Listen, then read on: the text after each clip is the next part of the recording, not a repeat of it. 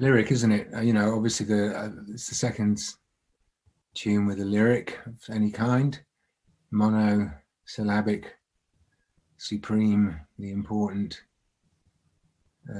sentiment, state of being.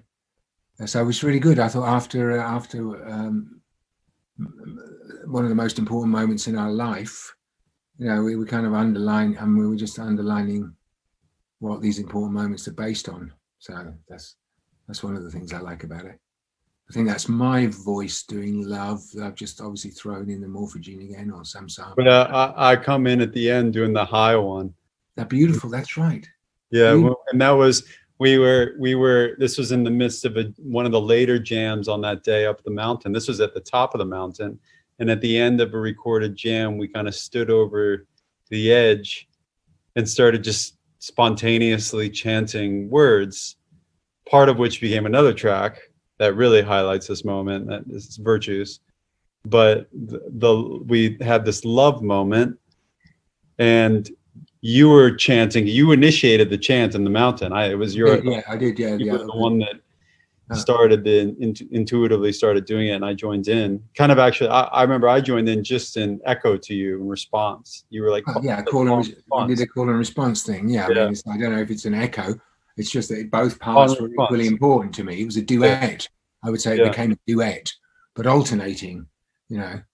And I remember just in that one moment, it was at the end of that, like you were like doing love, which I think you repeated probably a few times. And I just like did this like, you know, high playful one. And then I thought it always sounded really cheesy, but we ended up using it. And I think it's perfect in this track. Yeah, it is. Yeah, it's beautiful. Yeah. Yeah. And that chanting of which we'll talk about further, that's another example of one of those things when we started doing it, I thought, you know, can we do this? Is this too much? You know, because it's like exposing your soul. You know, obviously. I mean, it's a familiar experience, I'm sure, for many artists. But you know, I've had a number of great experiences in my life musically where we've done something like that, where it just feels almost too much, and it turns out to be completely appropriate. Yeah, I don't think you can go. You know, I don't think you can go too far. Spiritual Friendship was an example of that. When we named the Spiritual Friendship Project, we thought, can we do this? Is that too intimate or something? Is that too personal? Can we? And now it seems like so appropriate, you know. I remember we had this debate too on the first album on some of the tracks when we were using vocals. Yeah. There was a debate about this, and I think we actually might have made some creative decisions in the like editing process of that album. But a lot of those, again, vocal moments on that album, I thought, like the Heaven, Earth, Humanity, that track. Yeah. I just thought was just an amazing moment for us in the studio. I really love that track still. So do I, very much. Yeah. And I suppose, like this track, the underlying virtue or lyric is so strong. You know, it's so strong, and it's something that we. I mean, who doesn't connect to love?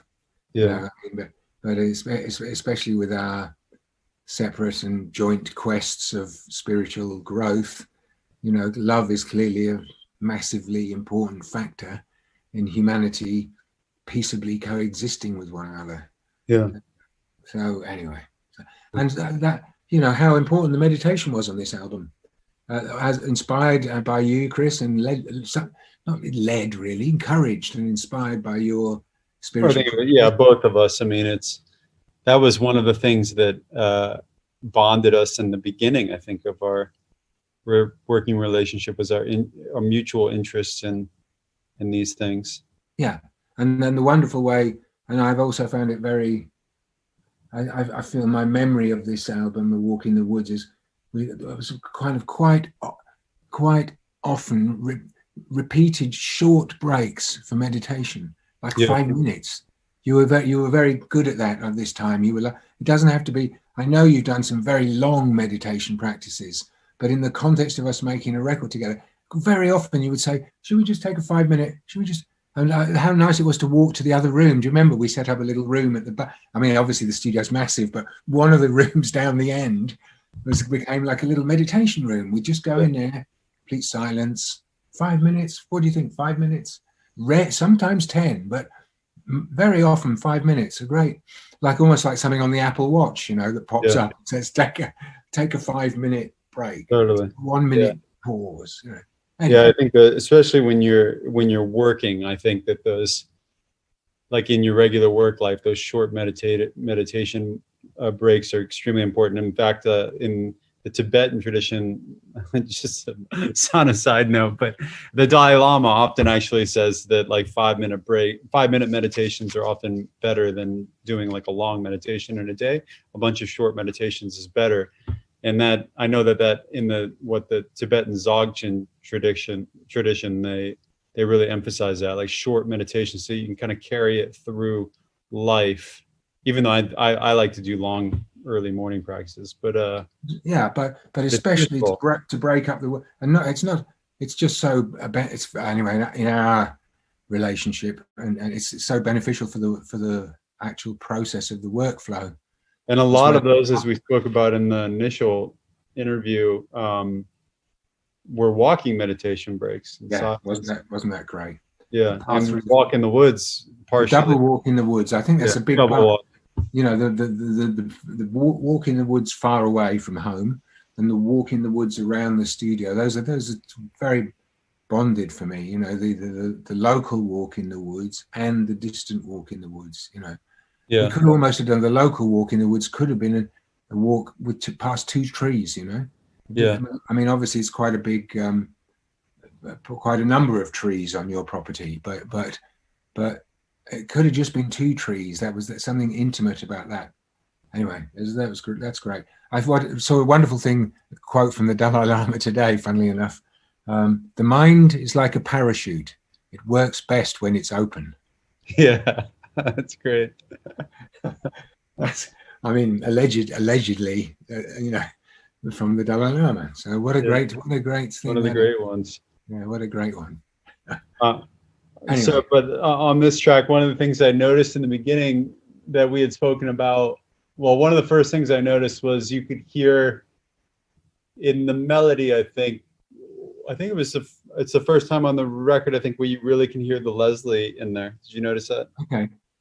Yeah.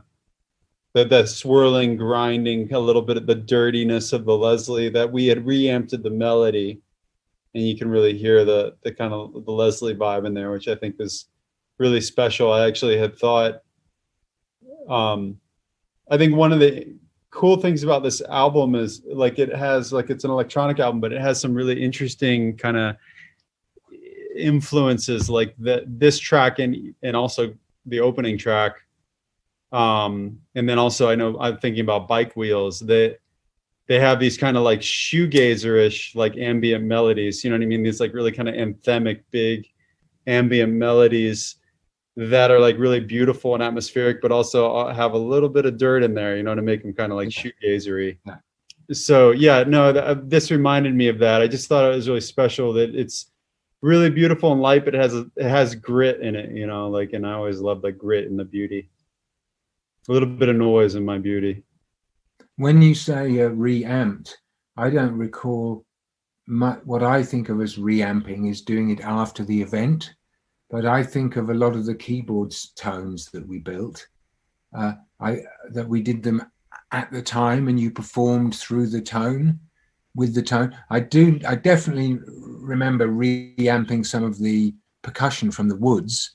Like we sampled it, we looped it, we arranged it, the rhythm from through the Leslie. I'm not sure if I played this through the Leslie. Okay, you may know that. There was a like a Leslie track and a clean track, so we might have recorded both of them at the same time, but that's yeah, we could have done. I mean, that's my recollection of many of your big keyboard riffs and so on, is, you know, something would start and then we'd say, oh, let's just shove that through the Leslie and we grab it all at once. Yeah, I don't remember a lot of post-production on this. certainly a better way to do it. On the sounds, you know, apart Yeah. from the actual samples from the forest, you know. Yeah. It's more. Now Leslie had a special spot too, because we put it right in the middle of the big live room.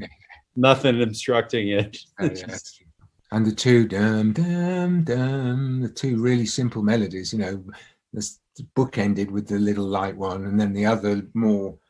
It's really a very simple melody. The other one, it just kind of goes on longer. Yeah, totally. So, but you know, it's nice, lovely breakdown. I love it when it goes off the cliff and just drops into the arpeggio Juno again. Oh yeah, I love the arpeggio. It's a beautiful moment for me. Kind of like the thread in there for me. Yeah, threading the needle through the whole thing. The name of this one we could talk about. Yeah, inspired, of course, by a strain of marijuana. Yeah, it was this track and Blackwater. Yeah, were the two tracks that were named after two of the strains that we had. Yeah, our friends in Massachusetts. In fact, one time there was a thought that we might get every track title from a marijuana strain. I remember, but I don't think that lasted long. We had enough. We had a lot, but not quite enough. No, there's another one. You see, Blue Dream. I see here. Oh, Blue Dream. Yeah, Ghost Train, Sweet Tooth. That could have been a good one. Yeah, Blue Dream. I just happens to see in my notebook here. Those were all names that we considered but abandoned. I'm not much of a smoker these days. I was a passionate smoker when I was younger, but really on health grounds now, I hardly smoke at all. But I do like to use plant medicines. I don't mind ingesting them, you know, and with the herb chocolate that we had access to was a wonderful experience for me. Yeah, throughout the album, actually. Yeah, I would say that if this is a duo project, then on this album, or the third member of the Beatles or whatever is named Sativa. Actually, yeah. 4 members: Sativa and Indica. Yeah, but it became part of our journey on this album for sure. Yeah, you know, it's definitely an ear opener. Yeah, and I mean, for something that was so grounded in like the wilderness and in the forest and in the plants, it definitely, I think, was woven well into the theme of the project. And I agree with that, Chris. And that was important to us, wasn't it? The fact that we are venerating and respecting the plants, both when we went out amongst them. It was so profound going out amongst all the plants to collect rhythm samples. And I think we carried that respect and veneration into our consumption of plants, actually. Yeah. We ate a almost exclusively vegetarian diet as well, didn't we? Yeah, I mean, I'm a full vegetarian, so. And bordering vegan, I think we were on this day. Well, we are vegan. Actually, yeah, we were vegan at that. Our family's vegan since my son was born. So we were pretty vegan. It would have been full vegan. Yeah, that's what I was thinking. Yeah, it was full vegan. I may have taken it. I may have had a tiny bit of cheese in my little hut. You might have bought some where I stayed, because I had a separate little house to live in and a separate kitchen, but for snacks. But basically, yeah, very plant. I mean, I love plants, so say no more. Yeah, totally. I just wanted to give a shout out to Joe Laporta, who mastered it for us, because one of the things that I loved about listening to the record when we got it back from Joe was I really felt I enjoyed even more the flow of the story. But I really love, I think like many old school artists, I'm very interested in the album form, and this work speaks to me as certainly as an A and a B side, or even a complete flow through. Yeah. And that's one of the things I loved. I remember we spoke about it when we got the masters back from Joe. I just said, well, man, that just sounds like a beautiful journey now, which it always was. Obviously, we made it, but he just set it into that zone where I just felt very comfortable with enjoying the whole story.